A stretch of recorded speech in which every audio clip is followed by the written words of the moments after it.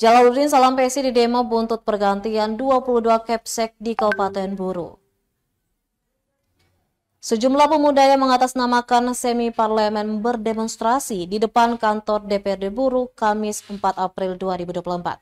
Aksi unjuk rasa itu menyikapi pergantian 22 kepala sekolah oleh penjabat Bupati Buru Jalaluddin Salampesi. Dalam aksinya mereka berorasi secara bergantian menyampaikan tuntutan aksi hingga mempertanyakan kebijakan tersebut. Salah satu pengunjuk rasa Rifandi Makatita mengatakan kebijakan Salampesi menyalahi aturan, apalagi tidak ada legalitas terkait hal itu.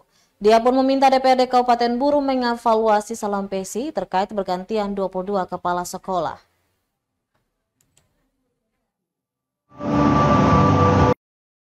Ini kami berdemonstrasi terkait dengan pergantian seluruh kepala sekolah, 20 kepala sekolah di Kabupaten Buru saat ini yang dilakukan oleh saudara Jalaluddin Salampesi. Nah, surat yang diedarkan oleh Permendagri terkait dengan pergantian kepala sekolah sampai saat ini pun juga belum ada pergantian kepala sekolah. Nah, ada langkah-langkah strategi yang harus mesti diambil untuk meninjau lebih selanjutnya.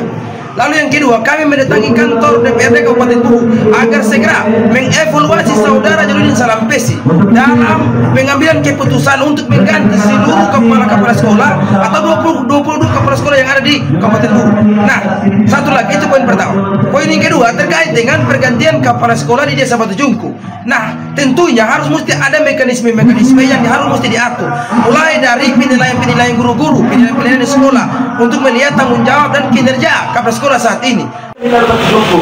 Download Tribun X sekarang, menghadirkan lokal menjadi Indonesia.